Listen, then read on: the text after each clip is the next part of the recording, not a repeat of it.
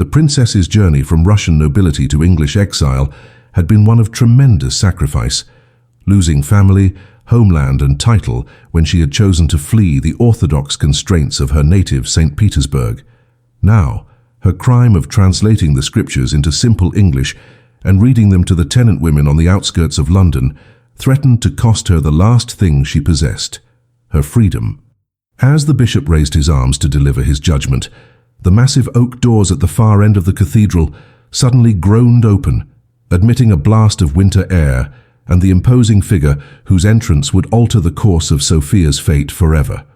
The crowd parted like the Red Sea before Moses, as Nathaniel Blackwood, the 6th Duke of Thornfield, strode down the central aisle with measured steps that seemed to carry the weight of his considerable power. Known throughout England for his vast wealth, political influence, and the impenetrable coldness that had descended upon him following the tragic death of his wife 7 years prior, the Duke's presence at a church tribunal was unprecedented. The whispers that followed in his wake spoke of a man who had turned his back on God and society alike, retreating into his grand estate with only his books and bitter memories for company. Yet here he stood, his tall frame wrapped in a black greatcoat, his face a mask of aristocratic indifference as he approached the dais where Bishop Harrington had momentarily fallen silent. For a breathless moment, the entire cathedral seemed suspended in time as the two men, one a prince of the church, the other a prince of the realm, regarded each other with barely concealed animosity. What happened next would be recounted in drawing rooms and servants' halls throughout London for months to come. With a voice that carried the authority of generations of noble blood, the Duke of Thornfield announced that Lady Sophia Nikolaevna would henceforth be under his protection, residing at Blackwood Manor as a guest of his household. His declaration was not a request but a command, delivered with such finality that even the bishop, with all his ecclesiastical power, found himself momentarily speechless. Sophia herself appeared the most shocked of all, her wide eyes fixed upon this stranger who had, without explanation or apparent motive, inserted himself into her fate. As the Duke's hand came to rest upon the hilt of his walking stick, a gesture that reminded all present that temporal power often superseded spiritual authority in England, he uttered the words that would forever change the course of their lives. In his solar she would be protected. In the carriage that bore them away from St. Paul's, the silence between Sophia and her unexpected saviour stretched taut as a bowstring. Through the fog-misted windows, she caught glimpses of London passing by, the city that had offered her refuge now fading as they travelled toward the unknown territory of the Duke's country estate. Sophia had heard the whispers about Blackwood Manor, a place of Gothic grandeur and sombre atmosphere, ruled by a man whose grief had calcified into a rigid code of solitude. The Duke himself had not offered a single word of explanation for his intervention, his profile remaining as sharp and unyielding as a granite cliff against the grey winter sky. Yet, she had noticed something in his eyes during that confrontation in the cathedral, a flash of something deeply personal that belied his impassive demeanour. Whatever had motivated his actions, Sophia sensed it stemmed from a place far more complex than mere Christian charity. The English countryside gradually replaced the urban sprawl, rolling hills shrouded in winter mist stretching toward a horizon heavy with the promise of snow. Sophia's thoughts turned to the uncertain future awaiting her at Blackwood Manor. Would she find herself exchanging one prison for another, or might this unexpected turn of events offer the freedom she had sought since fleeing Russia? The Bible in her lap seemed to grow heavier with each passing mile, a reminder of both her purpose and her peril. As the carriage approached a massive wrought-iron gate, Sophia caught her first glimpse of Blackwood Manor, an imposing structure of grey stone and countless windows that reflected the fading afternoon light like watchful eyes. Little did she know that behind those walls lay not only sanctuary, but the beginning of a journey that would transform both her fate and that of the brooding Duke who had claimed her protection with such mysterious conviction. Blackwood Manor revealed itself to be a world of contradictions as Lady Sophia was ushered through its imposing entrance hall. Despite the manor's forbidding exterior, the interior spaces were surprisingly well maintained, with fires crackling in marble fireplaces and fresh flowers adorning occasional tables. signs of civilization that seemed at odds with the Duke's reputation for austere isolation. The housekeeper, Mrs. Winters, a thin woman with kind eyes that belied her formal demeanor, led Sophia through corridors lined with ancestral portraits of Blackwood nobles, whose stern faces seemed to follow her progress with skeptical gazes. The east wing would be her domain, Mrs. Winters explained, an area of the manor that had remained largely unused since the late Duchess's death. As Sophia was shown to her chambers, a suite of rooms decorated in faded blue silk that spoke of bygone elegance, she couldn't help but wonder why a man notorious for his reclusiveness would invite a stranger, and a controversial one at that, into his sanctuary. The answer, she suspected, lay somewhere in the Duke's shadowed past, a mystery as vast and complex as the labyrinthine manor itself. In the days that followed, Sophia rarely encountered her enigmatic host. The Duke, she learned from the household staff, spent most of his time in either his study or the manor's extensive library, emerging only for solitary rides across his vast estate, regardless of weather conditions. Yet his invisible presence permeated every corner of Blackwood Manor, from the precisely maintained gardens visible from her window to the efficient running of the household. Lady Margaret Blackwood, the Duke's widowed sister who arrived a week after Sophia's installation, provided the first real insights into Nathaniel's character. Over afternoon tea in the conservatory, Margaret's measured words painted a portrait of a man fundamentally changed by tragedy. The late Duchess, Caroline, had been a woman of deep faith who had run afoul of extremist religious factions for her progressive interpretations of Scripture and her work with London's poorest women. Her death in a church fire had been ruled an accident, but Nathaniel had never accepted this explanation, withdrawing from society and, more significantly, from the faith that had been central to his wife's life. February brought heavy snows that blanketed the estate in pristine white, effectively isolating Blackwood Manor from the outside world. Confined within the manor's walls, Sophia found unexpected freedom in the library, a magnificent two-story chamber housing one of the finest private collections in England. Here, surrounded by knowledge spanning centuries, she discovered volumes of biblical scholarship that would have been considered heretical by Bishop Harrington's standards. More surprisingly, she found marginalia in a feminine hand that she came to recognize as Caroline's, thoughtful annotations that revealed a kindred spirit who had once moved through these same rooms, pursued similar questions, and ultimately paid the highest price for her intellectual courage. During her long hours in the library, Sophia occasionally felt an unseen presence. The Duke, she suspected, observing her interaction with his late wife's books from some hidden vantage point before silently withdrawing. The first direct interaction between Sophia and the Duke occurred unexpectedly one stormy evening, when she had lost track of time among the library shelves. Returning to her chambers well past midnight, candlelight flickering against the dark panelled walls, she rounded a corner to find Nathaniel standing before Caroline's portrait in the long gallery. The vulnerability in his stance, shoulders slightly curved, head tilted upward in what appeared to be silent communion with the painted image, vanished the moment he sensed Sophia's presence. Their brief exchange, formal and restrained, nevertheless revealed cracks in the Duke's carefully maintained facade. His precise knowledge of which book Sophia had been reading suggested not only awareness of her activities, but perhaps a deeper interest than his aloof demeanor indicated. As she continued to her chambers, Sophia realized that her presence in Blackwood Manor was awakening something long dormant in its master. Whether memory, regret, or something else entirely remained to be seen. News from London arrived with the spring thaw, carried by Lady Margaret, who returned from a brief visit to town with troubling reports. Bishop Harrington had not abandoned his campaign against Sophia, but had rather intensified his efforts, describing her as a corrupting influence who had bewitched the Duke of Thornfield away from proper English values. More disturbingly, the bishop had aligned himself with powerful political allies, including the influential Earl of Pembroke, who whispered in governmental circles about foreign infiltration and the dangers posed by Eastern European refugees. These developments cast a shadow over the fragile peace Sophia had found at Blackwood Manor. That evening, as she watched the sunset from her window, the beauty of the emerging spring landscape contrasted sharply with her growing awareness that her respite was merely temporary.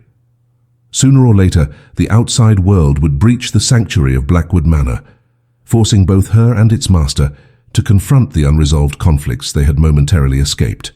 The arrival of April transformed Blackwood Manor from its winter austerity to a canvas of vibrant renewal. Cherry blossoms framed the Gothic windows, and daffodils carpeted the lawns where Sophia had taken to walking each morning.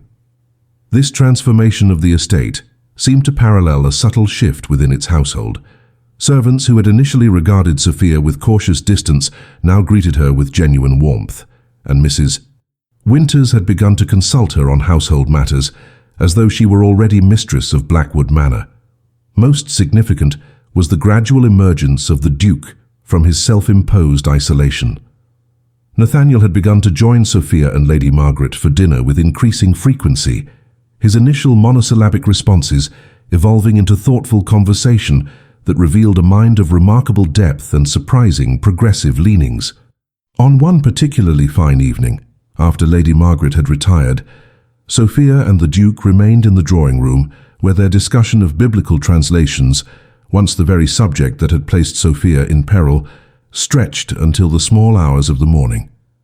Though still formal in address, something unspoken had begun to develop between them, a recognition of kindred spirits trapped by circumstance rather than choice. The tentative peace at Blackwood Manor shattered with the unexpected arrival of Sophia's former lady's maid from Russia, Emily Richardson, who had finally located her mistress after months of searching. Emily brought with her not only Sophia's remaining possessions, but also disturbing news. Sophia's younger brother, thought to have perished during her escape from Russia, was alive and attempting to reach England. More immediately concerning were Emily's reports of being followed to Blackwood Manor by men she believed to be in the bishop's employ. This revelation prompted the first display of raw emotion Sophia had witnessed from the Duke, a flash of protective fury that momentarily transformed his features as he issued orders to double the estate's security. That night, unable to sleep, Sophia observed from her balcony as Nathaniel patrolled the grounds himself, his tall figure moving through moonlight and shadow with the vigilance of a man who had learned through bitter experience that safety was an illusion easily shattered. The dynamics within Blackwood Manor shifted once more with the arrival of a message bearing the royal seal. The Duchess of Kent, mother to Queen Victoria, had expressed interest in meeting the Russian princess whose story had become the subject of drawing-room speculation throughout London. This royal summons could not be ignored, necessitating a return to the city and society that Sophia had gradually come to see as part of a distant past. As preparations for their departure began, Sophia noted a growing tension in the Duke, manifested in longer rides across the estate and increasingly distracted responses during their evening conversations. The cause became clear when she accidentally encountered Nathaniel in Caroline's former studio, a room that had remained locked since Sophia's arrival. Surrounded by his late wife's paintings, scenes of London's poorest neighborhoods rendered with unflinching honesty, the Duke revealed that Caroline had died not in an accidental fire, but in an act of deliberate arson orchestrated by those who had opposed her work with the poor and her distribution of scripture among the illiterate. Bishop Harrington, though never proven to be directly involved, had been among her most vocal critics. The carriage journey back to London marked the first time Sophia and Nathaniel had been truly alone, without the buffer of servants or Lady Margaret's diplomatic presence.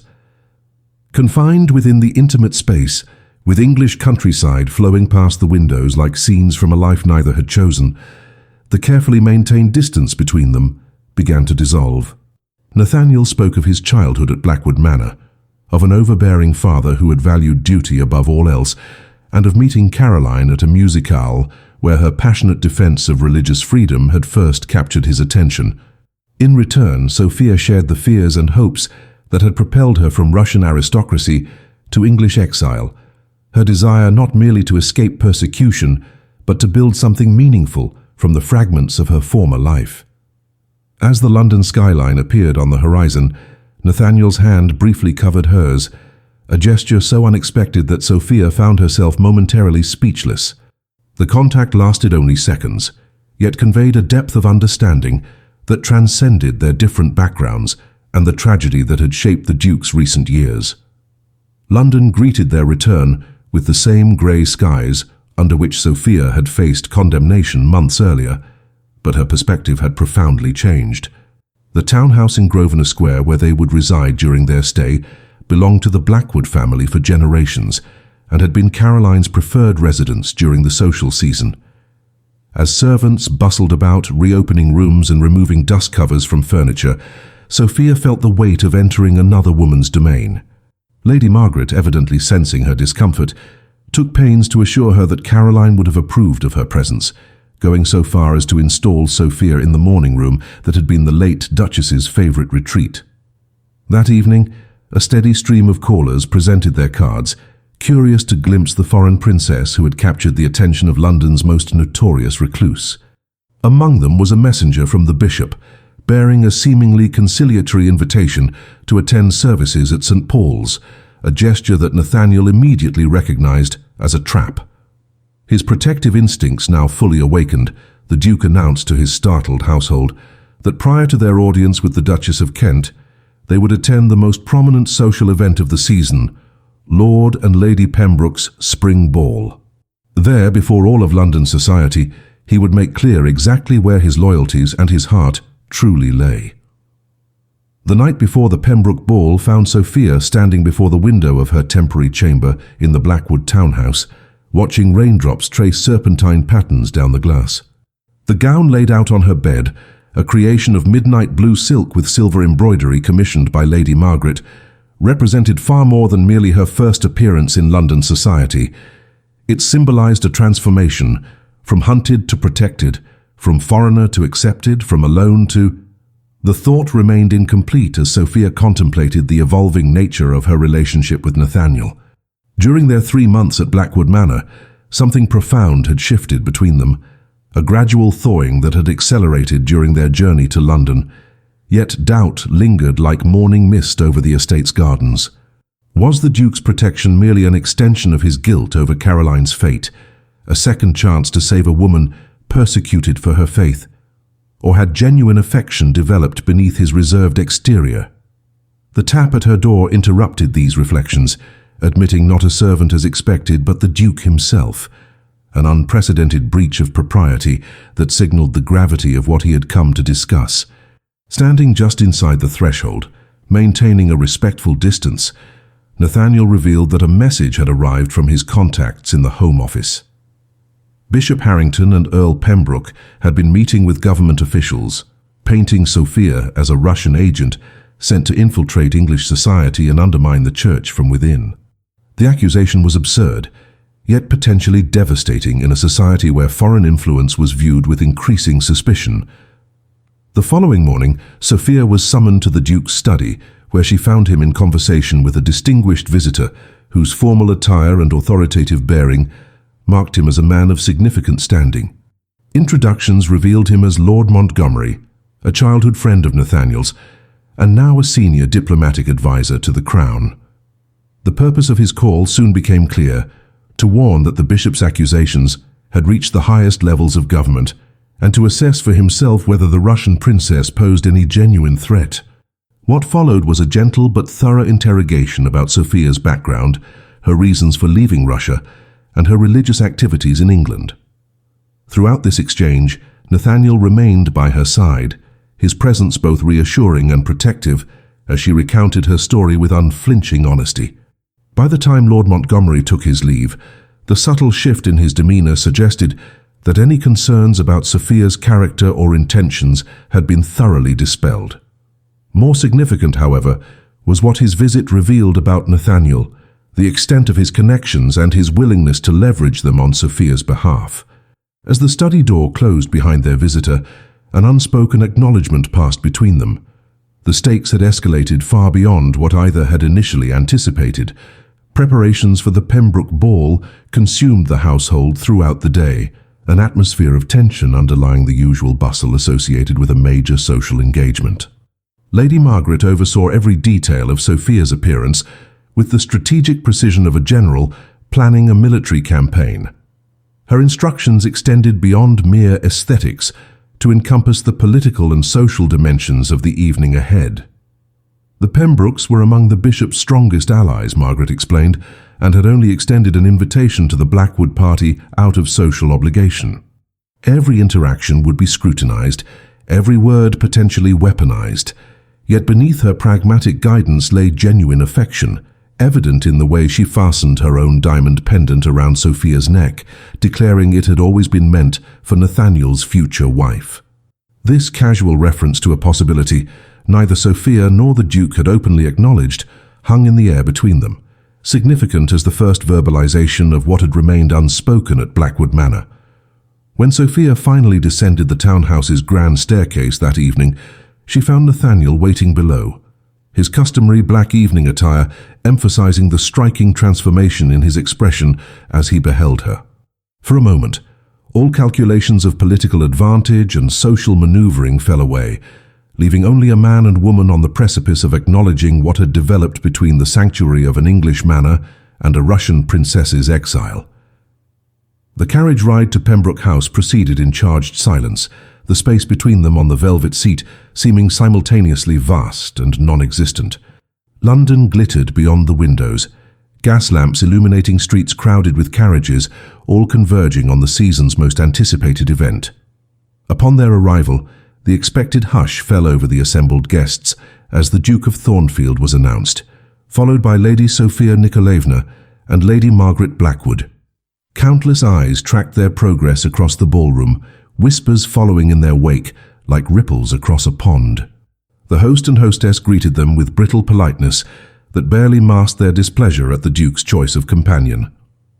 Earl Pembroke, a florid man whose cordial words contrasted with the coldness in his eyes, made pointed reference to the unexpected nature of Nathaniel's return to society after so many years of seclusion. Lady Pembroke, meanwhile, assessed Sophia with the calculating gaze of a predator measuring its prey, her questions about Russia thinly veiling insinuations about loyalty and belonging. Throughout this initial exchange, Nathaniel maintained a facade of aristocratic indifference, his hand resting lightly at the small of Sophia's back, in a gesture that communicated both reassurance and possession. Only Sophia, standing close enough to feel the tension in his body, recognized how much the interaction was costing him. This man who had abandoned society following the deepest loss imaginable, now willingly re-entering its treacherous currents for her sake. The evening progressed through its choreographed rituals, the formal dances, the elaborate supper, the strategic conversations that constituted the true business of such gatherings. Sophia navigated this unfamiliar terrain with the natural grace of her noble upbringing, yet remained acutely aware of being observed from all sides. Bishop Harrington had made a brief appearance early in the proceedings, his meaningful exchange of glances with Earl Pembroke confirming Lady Margaret's suspicion that the ball was merely a stage for some planned confrontation. The bishop's departure shortly thereafter, rather than providing relief, only heightened Sophia's sense that some invisible clock was counting down toward an inevitable moment of reckoning. As the orchestra struck up a waltz, Nathaniel appeared at her side, his request for a dance representing their first public acknowledgement of a relationship that transcended mere protection. Moving together across the gleaming floor, the physical closeness the dance demanded created a pocket of intimacy amid the watchful crowd. Nathaniel's voice, pitched low enough to reach only her ears, revealed the purpose behind his unexpected request. Lord Montgomery had sent word that government officials would be arriving shortly with documents proving the bishop's conspiracy against both Caroline and Sophia. The moment of truth was approaching faster than either had anticipated, and the Duke's plan for confronting their enemies would require not only courage, but absolute trust between them. As the final notes of the waltz faded, Nathaniel retained hold of Sophia's hand, his eyes asking a question that would determine the course of everything to follow. The moment of confrontation arrived with the dramatic timing of a theatrical production. As the clock struck 11, the grand doors to the Pembroke ballroom swung open to admit Bishop Harrington, now returned and flanked by two stern-faced government officials. Their entrance created an immediate hush that spread across the assembled guests like a wave. Nathaniel, who had been engaged in conversation with a group of influential peers, straightened to his full imposing height, his eyes finding Sophia's across the room where she stood with Lady Margaret. The silent communication that passed between them contained both warning and reassurance.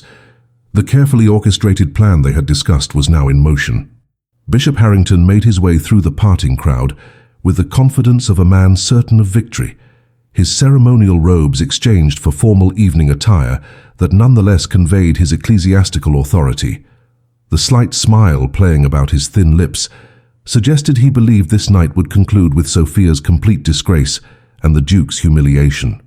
Earl Pembroke hastened to join the bishop's party, his wife trailing behind with poorly concealed excitement at the spectacle about to unfold in her ballroom. As the assembled group converged in the center of the room, Nathaniel moved with deliberate calm to position himself at Sophia's side, his hand coming to rest possessively at her waist in a gesture that declared his intentions more clearly than any verbal announcement. The bishop's opening gambit came in the form of a public denunciation disguised as concern. Addressing the now silent gathering with practiced oratorical skill, he expressed grave worry about foreign influences infiltrating English society and the church. Without directly naming Sophia, his references to Eastern mystics masquerading as Christians and naive noblemen led astray by exotic temptations left little doubt as to his targets. The government officials, introduced as representatives from the Foreign Office, produced documents allegedly proving communication between Sophia and Russian Orthodox authorities, forgeries as she immediately recognized, though convincing enough to create doubt among those already predisposed to suspicion. Throughout this performance, Nathaniel remained unnaturally still beside her, his face an aristocratic mask that revealed nothing of his thoughts to the watching crowd. Only the slight pressure of his hand against her waist betrayed the tension building within him. When the bishop finally concluded his presentation with a theatrical gesture toward Sophia and a direct challenge to the Duke to reconsider his protection of this foreign agent, the silence that followed was absolute. Every eye in the ballroom turned to Nathaniel Blackwood, awaiting his response to this public humiliation. What happened next would be recounted in London society for decades to come. Rather than immediately addressing the bishop's accusations, the Duke of Thornfield turned to face Sophia fully, taking both her hands in his. Before the entire assembly of London's elite, he spoke not to defend her honor, but to reveal the truth that had been growing between them since that winter day in St. Paul's Cathedral. With quiet intensity that somehow reached every corner of the hushed ballroom, Nathaniel confessed that his initial intervention had indeed been motivated by the parallels between Sophia's persecution and his late wife's tragic fate. What he had not anticipated was finding in the Russian princess not merely a cause to champion, but a woman whose courage, intelligence, and compassion had gradually healed the wounds he had believed permanent. As gasps and whispers rippled through the crowd, the Duke dropped to one knee, still holding Sophia's trembling hands, and asked her to become his wife, not out of obligation or protection, but from genuine love that had blossomed unexpectedly in the winter solitude of Blackwood Manor. In that suspended moment, with hundreds of witnesses holding their collective breath, the private understanding that had developed between them was transformed into public declaration. Sophia's whispered acceptance, though heard by few, was unmistakably communicated in the radiant smile that illuminated her features and the tears that sparkled in her eyes. Only after rising and placing a chaste but unmistakably tender kiss upon Sophia's hand did Nathaniel finally turn to address the bishop and his allies. The transformation in his demeanor was immediate and striking. The devoted suitor replaced by the formidable Duke, whose political and social power few in England could match. In measured tones that carried the weight of absolute authority, he systematically dismantled the accusations against his future wife. Lord Montgomery stepped forward on cue, producing the real government documents that revealed a very different conspiracy, one orchestrated by Bishop Harrington and Earl Pembroke to silence progressive religious voices within the church, beginning with Caroline Blackwood 7 years earlier and continuing with their campaign against Sophia. The evidence included witness testimonies connecting the bishop to the fire that had claimed Caroline's life, financial records showing payments to known arsonists, and intercepted correspondence discussing the elimination of feminine interference in church doctrine. As these revelations unfolded, The crowd's shock manifested in audible reactions, gasps of horror, murmurs of disbelief, and finally a growing wave of condemnation directed not at the foreign princess, but at the English clergyman whose righteous facade had concealed such darkness. The bishop's downfall played out with the same dramatic inevitability as a Greek tragedy. His initial blustering denials gave way to pale-faced silence as the evidence mounted beyond possibility of refutation. Earl Pembroke, ever the political survivor, began edging away from his former ally, while Lady Pembroke's expression transformed from triumph to mortification, as she realized her grand ball would now be remembered as the scene of the century's most spectacular social disgrace. When the government officials who had accompanied the bishop, revealed now as agents of the Home Secretary rather than the bishop's allies, stepped forward to request his voluntary cooperation with their investigation, the last vestiges of his authority crumbled visibly. The crowd parted once more, this time to allow the bishop's humiliating exit under unofficial arrest. In the vacuum created by his departure, attention returned to the Duke and Sophia, standing together at the center of the ballroom like figures from a romantic painting. The scandal that had threatened to destroy her had instead elevated her to the highest echelons of English society through the most powerful currency of all, a love match with one of the realm's most eligible and influential peers.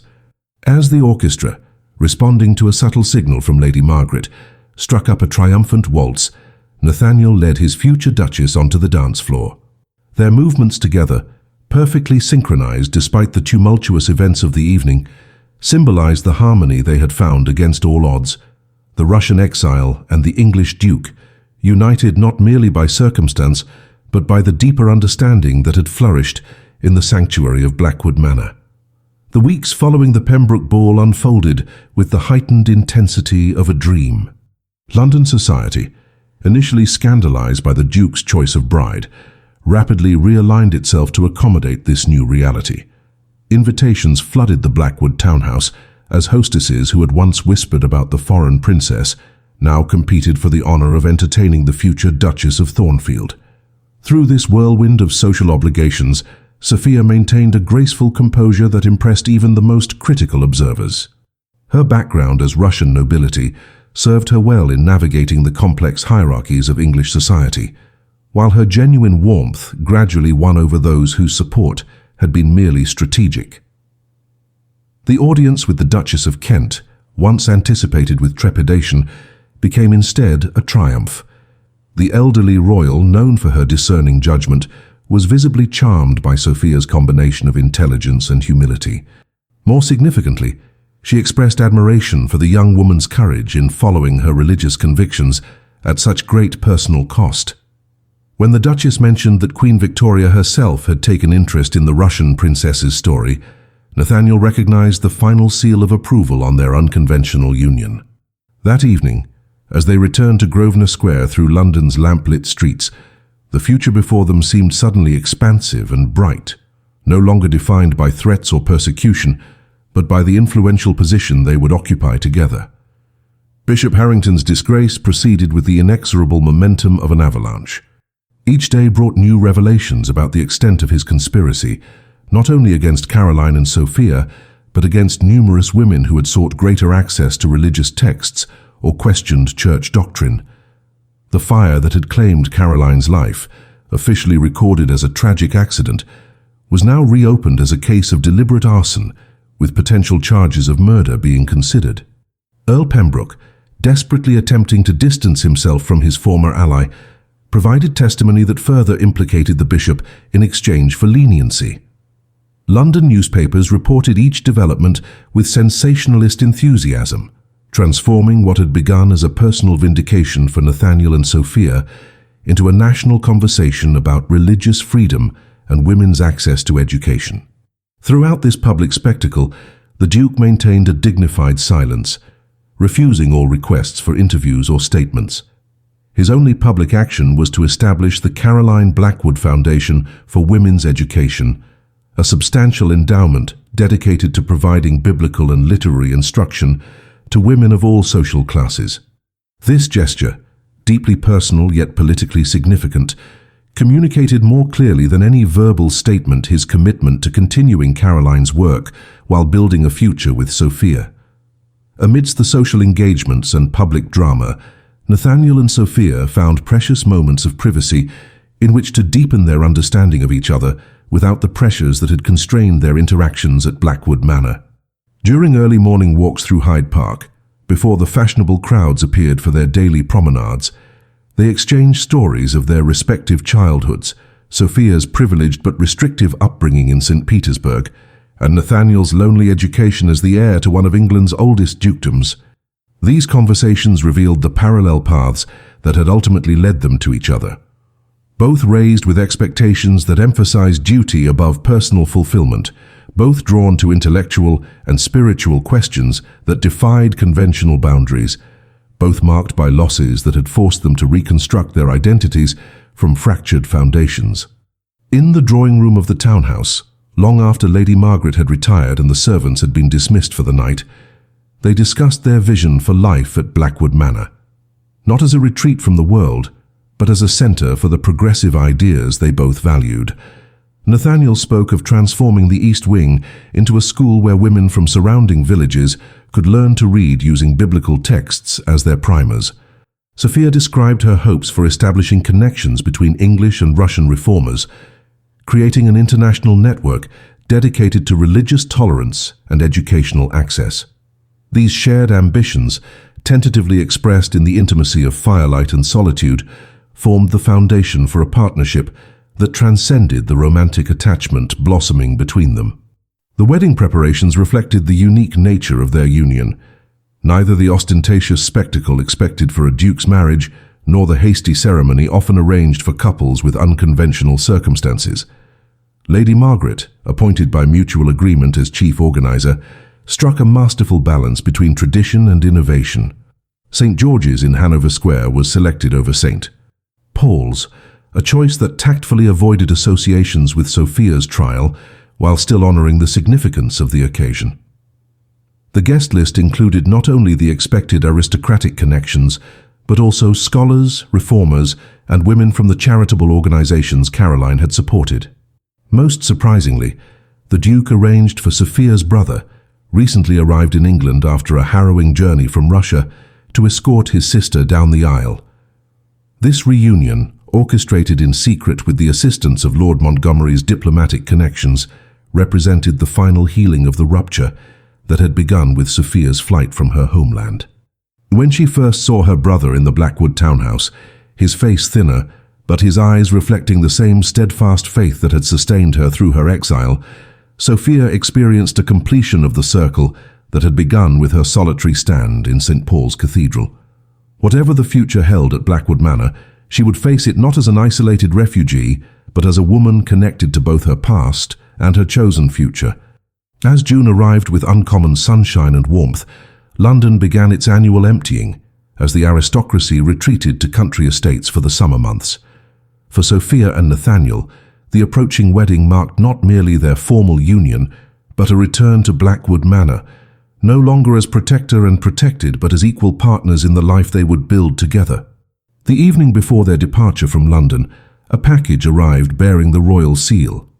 Inside lay a letter in Queen Victoria's own hand, extending an invitation for the Duke and his new Duchess to attend a private audience at Windsor following their honeymoon.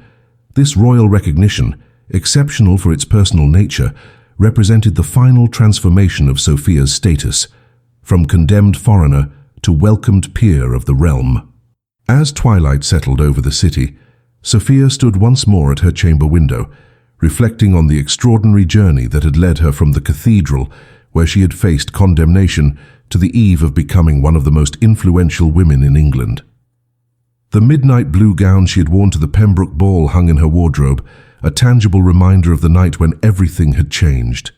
Tomorrow she would don bridal white, but it was in that moment of deepest vulnerability, standing before accusers with only her faith to sustain her, that the true foundation for her future happiness had been laid. The soft knock at her door echoed the one from the night before the ball, but this time when Nathaniel entered at her invitation, there was no need for strategic discussions or contingency plans. In the quiet intimacy of the moment, With London's distant sounds providing a gentle backdrop, they spoke not of the past they had survived, but of the future they would create together at Blackwood Manor, a sanctuary transformed from a place of retreat into a centre for the change they both believed possible. The wedding day dawned with the kind of perfect English summer weather that seemed almost divinely arranged. Soft sunshine filtering through scattered clouds, a gentle breeze carrying the scent of roses from London's gardens. St. George's Church stood resplendent, its elegant interior transformed by cascades of white lilies and blue delphiniums that echoed the colours of both England and Russia. As Sophia prepared in a private antechamber, surrounded by Lady Margaret and her newly appointed lady's maid Emily, she experienced not the nervous anticipation typical of brides, but a profound sense of rightness, as though every trial and tribulation of her journey had been leading inevitably to this moment. The wedding gown, a masterpiece of ivory silk and Brussels lace, had been designed to honor both her Russian heritage and her English future, with subtle embroidery incorporating motifs from both traditions. When her brother Mikhail entered to escort her down the aisle, his eyes shining with emotion at the sight of his sister as bride, Sophia felt the final piece of her fragmented past click into place. The hushed anticipation of the assembled guests, the cream of London society interspersed with scholars, reformers, and even several tenant farmers from the Blackwood estate, created an atmosphere that transcended conventional social boundaries. As the first notes of the processional filled the vaulted space, Sophia took her brother's arm and prepared to walk toward the man who had first appeared in her life as unexpected protector and would now become husband, partner, and fellow architect of the legacy they would build together. The ceremony itself unfolded with a dignity and emotional resonance that moved even the most seasoned society observers. Nathaniel, standing tall and commanding at the altar in formal attire that emphasized his ducal status, underwent a visible transformation as Sophia appeared at the church entrance. The aristocratic reserve that had been his public face for 7 years yielded to an expression of such naked adoration that several guests were seen to dab discreetly at their eyes. The traditional Anglican service had been thoughtfully modified, with Nathaniel insisting on the removal of the bride's promise to obey and the addition of several scriptural passages celebrating spiritual equality. Most significantly, at the moment of exchanging vows, the Duke of Thornfield eschewed the customary recitation in favor of words clearly composed for this specific union. His promise to honor not only Sophia's person, but her mind, her faith, and her independence brought an audible murmur of surprise from the congregation, a radical declaration in a society where wives were still considered legal extensions of their husbands. Sophia's response, delivered in clear English bearing only the slightest trace of her Russian accent, matched his unconventionality with her pledge to stand beside him as equal partner in both public duty and private joy. When the officiating clergyman, a progressive protégé of the late Duchess Caroline, finally pronounced them husband and wife, the Duke of Thornfield broke with tradition once more by drawing his new Duchess into an embrace far more demonstrative than the chaste kiss customary for aristocratic weddings. The spontaneous applause that erupted throughout St. George's celebrated not merely a marriage, but a public affirmation of the transformative power of love to transcend social convention, national boundaries, and personal tragedy. The wedding breakfast at the Blackwood townhouse represented a diplomatic triumph orchestrated by Lady Margaret, who had somehow managed to create an atmosphere where duchesses conversed comfortably with scholars and reformers from London's less fashionable districts. In the central courtyard, transformed into an enchanted garden for the occasion, Sophia and Nathaniel moved among their guests with the synchronized ease of partners who had found their natural rhythm. The toast offered by Mikhail, delivered first in Russian and then translated to English, spoke eloquently of his sister's lifelong courage and the providence that had led her to a man worthy of her spirit. Lord Montgomery, representing the highest levels of government, presented the couple with a sealed document later revealed to be the official dismissal of all charges against Sophia and a formal apology from the Crown for the persecution she had endured. Most surprising was the arrival of a special messenger from Windsor, bearing a wedding gift from Queen Victoria herself. a rare illuminated Bible with an inscription commending Sophia's steadfastness in faith and Nathaniel's honor in protecting those unjustly accused. This royal endorsement, unprecedented in its personal nature, effectively silenced any lingering social opposition to the marriage. As afternoon mellowed toward evening, the Duke and Duchess slipped away from their continuing celebration, changing into traveling clothes for the journey to Blackwood Manor, where they would spend the initial weeks of their marriage before embarking on a European honeymoon tour. The carriage ride to Blackwood Manor retraced the route Sophia and Nathaniel had first traveled together 6 months earlier. The same English countryside, now transformed from winter barrenness to summer abundance. The contrast between those two journeys could not have been more profound. Where silence and uncertainty had once filled the space between them, conversation now flowed with the ease of true intimacy. Nathaniel spoke of his plans to reopen portions of the manor that had remained closed since Caroline's death, creating not a museum to the past, but spaces that honored her memory while serving their shared vision for the future. Sophia described her ideas for the library, envisioning it not merely as a private collection, but as a resource for the educational initiatives they hoped to establish. As twilight settled over the rolling landscape, their discussion naturally turned to more personal matters. The private apartments they would share, the children they hoped would eventually fill the manor with new life, the balance they would maintain between London obligations and country priorities. When Blackwood Manor finally appeared on the horizon, its Gothic silhouette softened by the golden light of sunset, Sophia was struck by how differently she perceived it now. What had once loomed as a mysterious and potentially oppressive sanctuary now beckoned as home, not merely a physical dwelling, but the embodiment of the life she and Nathaniel would create together. The homecoming reception arranged by the Blackwood staff demonstrated how thoroughly Sophia had already been embraced as the manor's mistress. The entire household, from Mrs. Winters to the youngest kitchen maid, had assembled in the entrance hall to welcome the Duke and his bride. The genuine warmth in their expressions reflected not merely duty to their employer, but genuine affection for the woman whose presence had gradually restored life to a house long shrouded in grief. Fresh flowers filled rooms that had once stood shuttered and silent, while subtle changes in decoration throughout the public spaces suggested the staff's efforts to blend elements of Russian aesthetic with the manor's traditional English character. Most touching was the transformation of the Duchess's suite, no longer the faded blue rooms Sophia had initially occupied, but a completely renovated apartment combining the best features of both her temporary quarters and Caroline's former rooms. The connecting door to the Duke's chambers stood symbolically open, representing the union of separate lives into a shared future. As twilight deepened into night and the household retired, leaving the newlyweds to their privacy, Sophia stood at the window of what was now truly her home.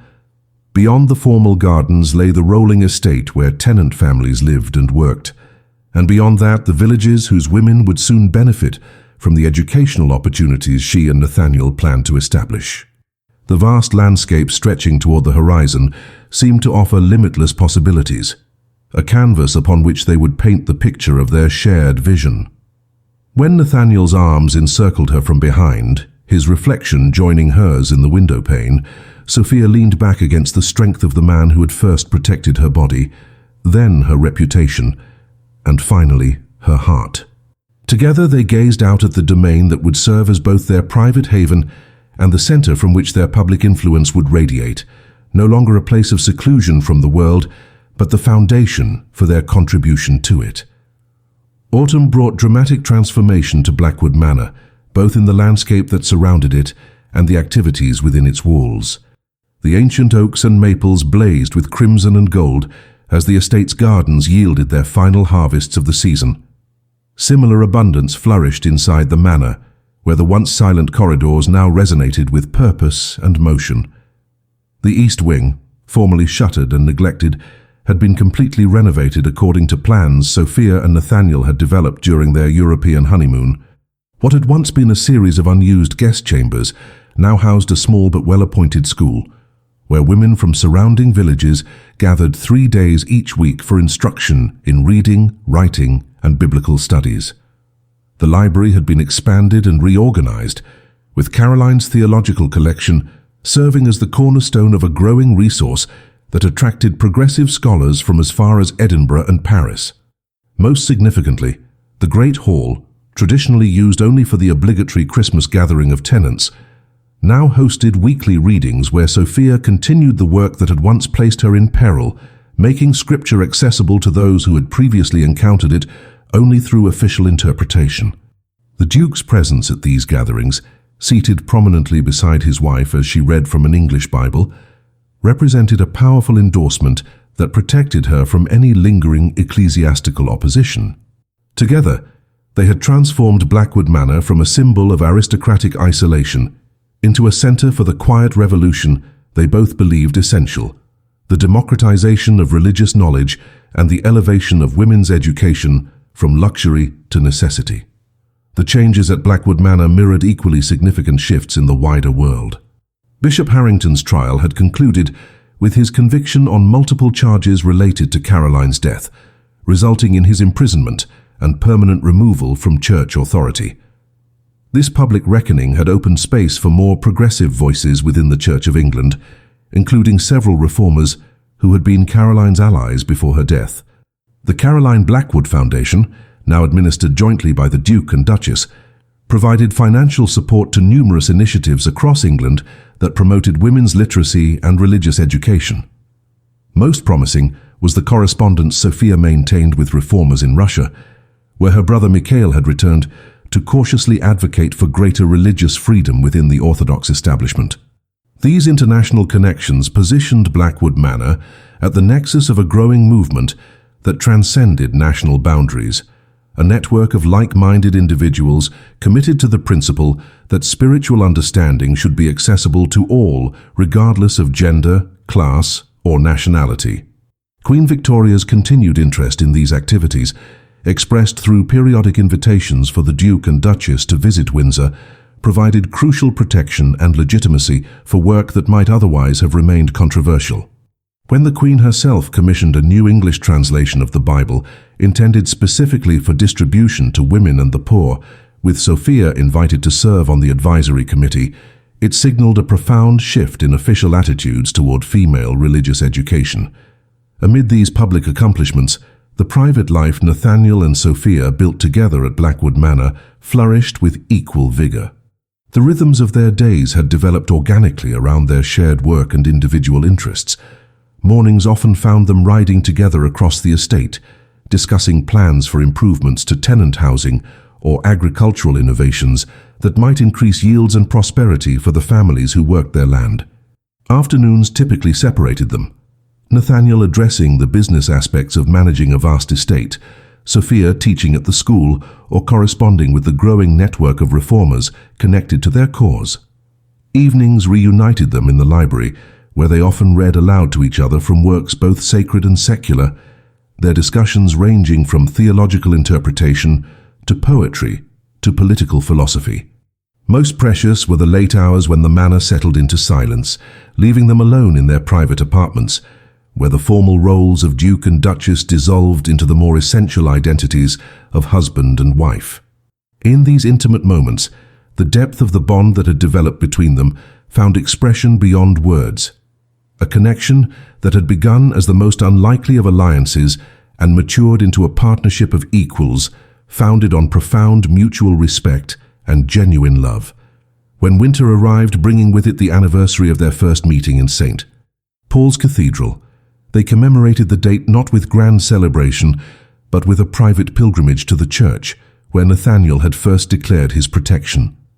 Standing together in the now empty cathedral, the echo of their footsteps mingling with memories of that fateful confrontation, they experienced the full circle of their journey, from crisis to resolution, from protection to partnership, from isolation to belonging. December brought news that completed their personal narrative in the most meaningful way possible. The Duchess's pregnancy, confirmed by the London physician who had journeyed to Blackwood Manor at Lady Margaret's insistence, promised the continuation of both the Blackwood lineage and the legacy Sophia and Nathaniel had begun to build together.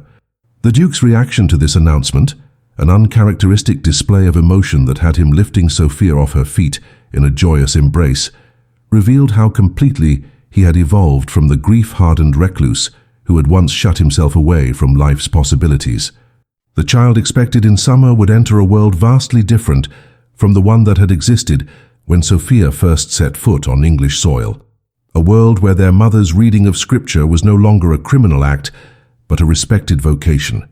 Where their father's protection of religious freedom was celebrated rather than condemned.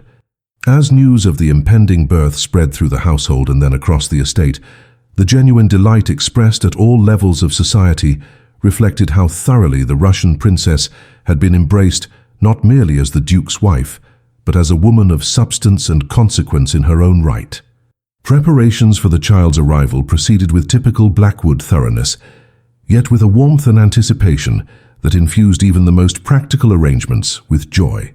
The nursery, situated in the family wing adjacent to the ducal apartments, was renovated with particular care, its walls adorned with scenes from both English and Russian folklore, its bookshelves already filling with volumes in both languages, its windows offering views of the estate that would someday belong to the child growing within Sophia's body. As Christmas approached, bringing with it the traditional gathering of tenants and staff in the Great Hall, Sophia found herself reflecting on the extraordinary journey that had led her to this moment. Standing beside Nathaniel at the head table, her hand resting lightly on her still flat stomach where their child grew, she surveyed the assembled community that had become her own. Mrs. Winters, whose initial formal reserve had mellowed into grandmotherly affection, Lady Margaret, whose diplomatic skills had smoothed Sophia's entry into English society, Emily, whose loyalty had connected her to her Russian past, the tenant families whose women now read scripture for themselves, the household staff who had embraced her vision for Blackwood Manor as a centre for education and reform. All these faces represented threads in the tape, stry of belonging she had woven from the fragments of her exiled life. When Nathaniel rose to deliver the traditional Christmas address, his hand seeking hers in a gesture that had become natural between them, his words departed from the formal platitudes expected on such occasions. Instead, he spoke directly of transformation, of how a manor long shadowed by grief had been reborn through love, of how protection had evolved into partnership, of how the future they anticipated with their child represented not merely the continuation of an ancient lineage, but the beginning of a new tradition founded on equality, education, and faith freely embraced rather than imposed. As Sophia listened to her husband articulate the values they had built together, she experienced a sense of completion that transcended all the vindicating moments of their public journey. The true sanctuary had never been Blackwood Manor itself, but the relationship they had forged within its walls, a bond strong enough to withstand persecution, powerful enough to challenge convention, and generous enough to extend its protection beyond themselves to all those who sought knowledge, freedom, and dignity.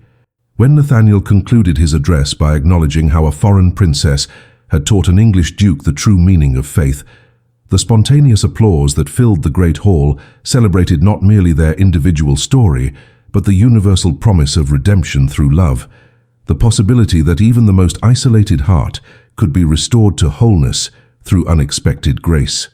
Summer arrived at Blackwood Manor with exceptional glory, as though nature itself celebrated the impending birth that would complete the transformation of the once somber estate. Gardens burst with color and fragrance, meadows rippled with wildflowers, and the ancient oak trees spread their fullest canopies across lawns where generations of Blackwoods had walked before. The interior of the manor reflected similar abundance, with rooms once shrouded in protective covers, now open to sunlight and fresh air. Sophia's advancing pregnancy had necessitated a gradual adjustment of her daily activities, with the teaching responsibilities at the East Wing School temporarily delegated to several promising students who had progressed to become instructors themselves.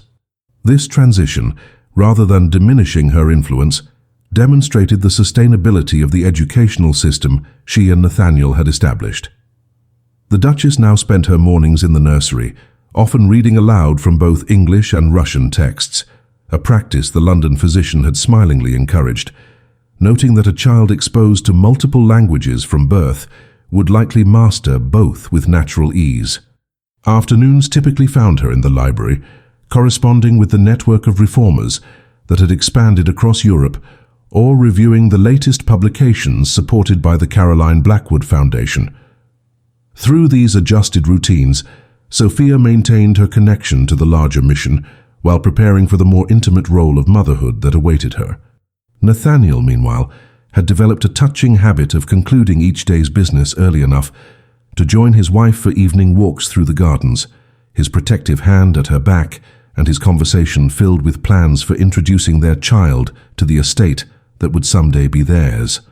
The child's arrival in early July unfolded with unexpected drama that tested and ultimately affirmed the community Sophia and Nathaniel had built around themselves. When the Duchess's labour began 3 weeks earlier than anticipated, the London physician was attending another birth miles away, leaving Mrs. Winters and Emily to manage the initial stages with assistance from several women from the nearby village who had benefited from the manor's school. Nathaniel, initially banished to the library as was customary for expectant fathers, defied convention by returning to their private apartments, insisting on remaining within earshot of his wife's chambers. As labour progressed with concerning difficulty through the night, the Duke demonstrated the same decisive action that had characterized his intervention in St. Paul's Cathedral 18 months earlier. Dispatching riders to locate the physician and instructing the gatekeeper to admit any midwife or woman with birthing experience who might assist, Nathaniel transformed Blackwood Manor into a centre of collective effort focused on protecting mother and child. By dawn, the antechamber to the Duchess's rooms had filled with women of all social classes, aristocratic neighbours who had received urgent messages, tenant wives with practical experience of difficult births, even the local blacksmith's wife known for her knowledge of herbal remedies that eased labour pains. This unprecedented gathering, transcending the rigid boundaries that typically separated women of different stations, represented the culmination of the social transformation Sophia and Nathaniel had gradually cultivated. When the physician finally arrived, he found himself working alongside this impromptu team of women whose combined knowledge proved invaluable during the critical final hours of delivery. The birth of twin children, a boy followed 30 minutes later by his sister, represented an outcome no one had anticipated, explaining both the early labour and its particular difficulty. As news spread from the manor house across the estate and into neighbouring villages, the double blessing was interpreted as divine affirmation of the Duke and Duchess's unconventional partnership. The naming of the children reflected both their dual heritage and the principles their parents had championed throughout their marriage. The son, Alexander Nathaniel Blackwood, bore a name that honoured both Russian royalty and English aristocracy, while acknowledging his father's contribution to his identity. The daughter, Caroline Sophia Blackwood, commemorated the first Duchess whose tragic fate had indirectly led to her parents' meeting, while celebrating the mother who had risked everything for the freedom to read and interpret scripture according to her conscience. In the private christening ceremony held in Blackwood Manor's chapel, rather than the local parish church, a choice that subtly asserted the family's independence from conventional religious authority, these names were formally bestowed, with Lord Montgomery and Lady Margaret standing as godparents to Alexander, and Sophia's brother Mikhail making a rare return visit to England, and Mrs. Winters serving in the same capacity for Caroline. The Duke, holding his son while the Duchess cradled their daughter, presented the children to the assembled household and tenants with the simple declaration that they represented not merely the continuation of the Blackwood lineage, but the embodiment of principles their parents hoped would guide the next generation: courage in the face of persecution, compassion for those of all stations, and unwavering commitment to the pursuit of knowledge and truth. The months following the twins' birth brought subtle but significant changes to the rhythms of life at Blackwood Manor. The Duke, contrary to aristocratic custom, took an active interest in his children's daily care, often spending early morning and evening hours in the nursery, rather than delegating all parental responsibilities to nannies and governesses. The Duchess, once sufficiently recovered from the difficult delivery, resumed her educational work with adjusted schedules that accommodated her maternal duties. The nurturing of Alexander and Caroline became, like everything else in their partnership, a shared endeavour in which conventional gender roles yielded to practical considerations of individual strength and ability. This approach, radical by the standards of Victorian aristocracy, reflected their broader philosophy regarding marriage and family life, the belief that rigid separation of masculine and feminine domains ultimately diminished both partners and weakened the family unit. When the traditional first presentation of the Blackwood heirs at court took place in late autumn, the Queen's private comments to Sophia suggested royal approval of this progressive parenting approach. Victoria, herself a mother who valued family bonds above rigid protocol, expressed particular admiration for the way the Duchess had maintained her intellectual and charitable work while embracing motherhood. This endorsement, coming from the highest authority in the land, provided additional protection for the unconventional family model taking shape at Blackwood Manor, a model that would eventually influence aristocratic child-rearing practices throughout England. As winter returned to Blackwood Manor, bringing with it the twins' first Christmas and the second anniversary of Sophia's dramatic rescue in St. Paul's Cathedral, the Duke and Duchess honoured the occasion with a private ceremony that had become their annual tradition. Standing together in the Manor's chapel with their children sleeping peacefully nearby, they read aloud the passage from Ecclesiastes that had first drawn them together during those early days of cautious interaction in the library. Two are better than one because they have a good return for their labour. If either of them falls down, one can help the other up. The verses held deeper resonance now, encompassing not merely their marriage, but the family and community they had built around themselves.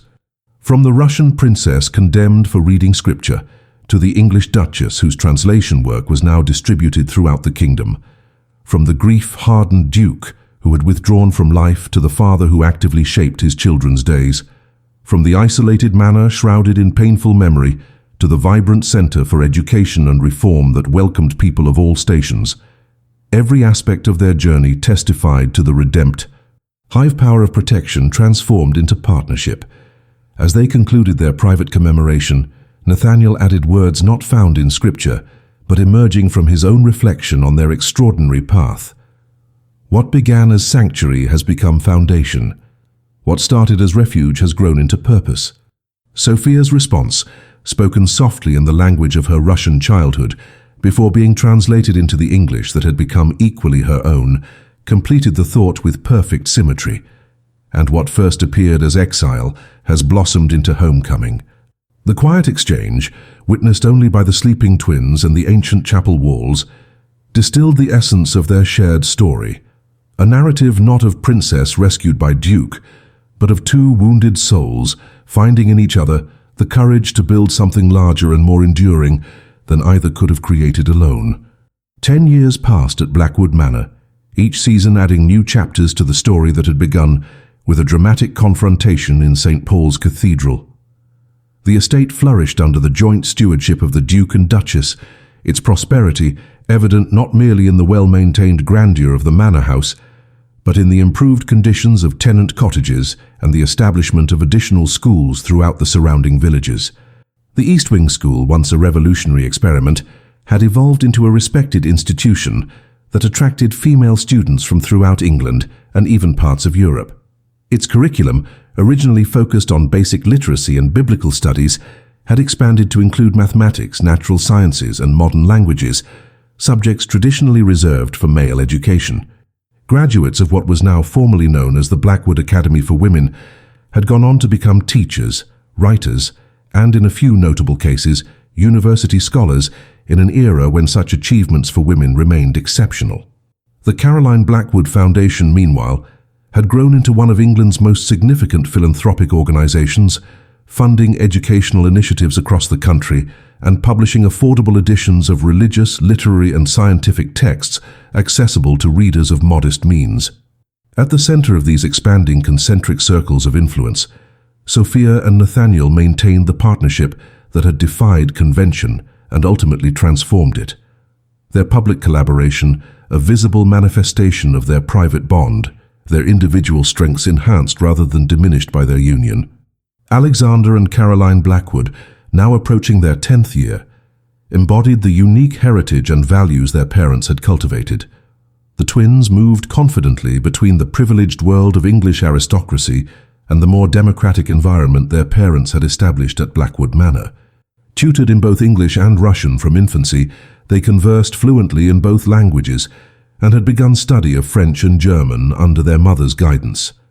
Alexander, though naturally reserved like his father, displayed remarkable compassion for those less fortunate, a quality evident in his regular visits to tenant families and his insistence on including children from all social backgrounds in the games organized during estate festivals. Caroline, named for the first Duchess but temperamentally resembling her Russian mother, combined intellectual curiosity with natural leadership that made her a unifying presence among children of various stations. Together, the twins represented the living legacy of their parents' unconventional union, English and Russian, aristocratic and progressive, traditional and revolutionary elements harmoniously blended in the next generation. When the family made its annual appearance at court, observers invariably commented on how the Blackwood heirs seemed to navigate royal protocol with the same natural grace they displayed when participating in harvest celebrations alongside tenant children. This ability to move authentically between worlds reflected the example set by the Duke and Duchess, who had demonstrated throughout their marriage that genuine nobility transcended titles and estates, residing instead in the courage to stand by one's convictions and the generosity to extend privilege into protection for others. The wider world had not remained static during these transformative years at Blackwood Manor. Bishop Harrington had died in prison, his passing marked by neither public mourning nor official commemoration, a quiet end to a life whose final chapter had been defined by exposed corruption rather than spiritual leadership. The progressive movement within the Church of England that Caroline Blackwood had helped initiate, and Sophia had continued, had gained substantial influence, resulting in meaningful reforms regarding women's religious education and participation. Queen Victoria, impressed by the outcomes of the Blackwood educational initiatives, had incorporated similar approaches into royal philanthropic projects, providing powerful endorsement for the principle that women's intellectual development strengthened rather than threatened social stability. In Russia, though political conditions remained challenging, Mikhail's persistent advocacy had created small but significant openings for religious tolerance and educational reform. The international network of correspondents, scholars and reformers that Sophia had cultivated from Blackwood Manor now extended across Europe and into parts of the Americas, creating channels for the exchange of progressive ideas that transcended national boundaries and denominational divisions. What had begun as one woman's desire to read scripture freely had evolved into a movement that quietly but persistently expanded the boundaries of possibility for women throughout the Western world. On the 10th anniversary of their wedding, Sophia and Nathaniel hosted a celebration that symbolized the integration of their public achievements and private happiness. Unlike their wedding, which had necessarily acknowledged social hierarchies despite their personal reservations, this gathering deliberately mingled guests from across the spectrum of English society. Scholars who had contributed to Blackwood Foundation publications conversed with tenant farmers whose daughters had graduated from the academy. Aristocratic peers who had initially scandalized by the Duke's choice of bride now brought their own wives and daughters to meet the woman whose educational innovations they had gradually come to respect. Even several bishops from the Church of England's progressive wing attended, their presence representing the institutional reconciliation that had followed years of individual redemption. The formal gardens where guests gathered reflected similar integration, the traditional English landscape design now incorporating elements from Russian horticulture that Sophia had gradually introduced over the years. As twilight descended on this diverse assembly, lanterns illuminated paths winding through gardens where English roses grew alongside Russian irises, creating a physical manifestation of the cultural blending that characterized Blackwood Manor.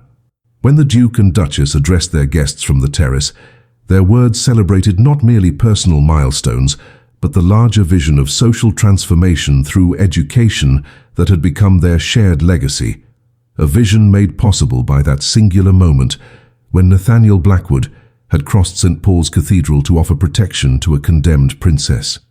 Dear listener, as our story draws to a close, Perhaps you find yourself wondering what meaning this tale from another era might hold for your own life. Consider how the journey of Sophia and Nathaniel reminds us that our greatest limitations are often self-imposed. Boundaries of convention and expectation that seem insurmountable until someone dares to question them. Think of how the condemned princess and the grief-hardened duke each possessed precisely what the other needed to become whole. Her courage, inspiring his re-engagement with life, his protection enabling her purpose to find expression. Reflect on how true sanctuary is never merely a place of hiding, but rather a foundation from which meaningful action emerges, how genuine protection extends beyond physical safety to encompass the freedom to grow into one's fullest potential. Most importantly, remember that vindication rarely arrives in the form we anticipate, not as triumph over those who wronged us, but as the discovery of purpose greater than the injustice we endured. In your own moments of condemnation or exile, when voices of authority or convention seem poised to pronounce judgment on your worth, may you find both the courage to stand firm in your truth and unexpected allies willing to cross whatever cathedral separates you. For in that crossing lies the possibility of transformation, not merely of individual lives, but of the world we build together. The true legacy of Blackwood Manor was never its grandeur or its titled inhabitants, but rather the demonstration that when protection evolves into partnership, barriers of nationality, status, and gender begin to dissolve, revealing the more essential truth that each of us, regardless of our station, carries both the capacity to protect others and the need to be protected ourselves. In that mutual recognition lies our collective path to becoming more fully human.